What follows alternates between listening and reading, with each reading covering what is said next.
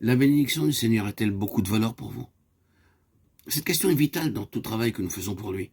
Aujourd'hui, la situation représente un bien plus grand défi que lorsque les disciples ont nourri 5000 personnes avec 5 pains et 2 poissons. Nous sommes confrontés à une foule beaucoup plus nombreuse avec une telle demande et peut-être aussi moins de choses à fournir. Comment les besoins seront-ils satisfaits? Si nous comptons sur nos ressources, elles seront vite épuisées et nous serons désespérés quand ils reviendront nous trouver. Nous saurons alors que nous ne pouvons rien faire par nous-mêmes. Avez-vous remarqué que les évangiles rapportent 2 récits de miracles au cours desquels la foule était nourrie et rassasiée? Pourquoi 2? Ces 2 récits se ressemblent beaucoup et ont des points communs. Pourquoi alors avons-nous le nombre précis de 5000 personnes nourries en une certaine occasion et 4000 en une autre occasion? Comment se fait-il que la parole de Dieu ait consigné le récit de 2 miracles similaires pour notre instruction? Ne serait-ce pas parce que nous sommes lents à apprendre une leçon d'une grande importance? Trop nombreux parmi nous sont ceux qui considèrent les pains dans leurs mains au lieu de s'attendre à la bénédiction du Seigneur. Ces pains sont si petits, il y en a si peu. Nous le regardons, nous calculons et recalculons, et nous nous demandons comment il pourrait répondre aux besoins. Et plus nous calculons, et plus nous sommes dubitatifs. Nous essayons cependant de nourrir les foules affamées. Parfois nous sommes si épuisés par le labeur que l'œuvre s'arrête de progresser. J'aime me rappeler ce qu'un frère m'a dit un jour, c'était ceci.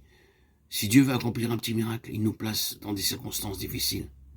S'il veut faire un grand miracle, il nous place dans des situations impossibles. Aujourd'hui, nous avons le sentiment d'être dans une situation extrêmement difficile. Oui, nous pouvons la qualifier même d'impossible. Alors, comme le petit garçon, apporterons-nous au Seigneur le peu que nous possédons? Notre seul espoir face à l'immense besoin d'aujourd'hui, c'est qu'il accomplisse un miracle et qu'il le fasse en prenant dans ses mains le pain pour le bénir. Frères et sœurs, bien-aimés en Christ, ces miracles qui ont permis de nourrir des multitudes sont le fruit de la bénédiction du Seigneur. C'est sa bénédiction qui multiplie les pains. Et nous verrons de tels miracles quand nous cesserons de considérer nos ressources et porterons nos regards vers le Seigneur. C'est parce que la bénédiction divine reposait sur ces faibles présents humains que les 4000 âmes et les 5000 autres aussi ont été nourris.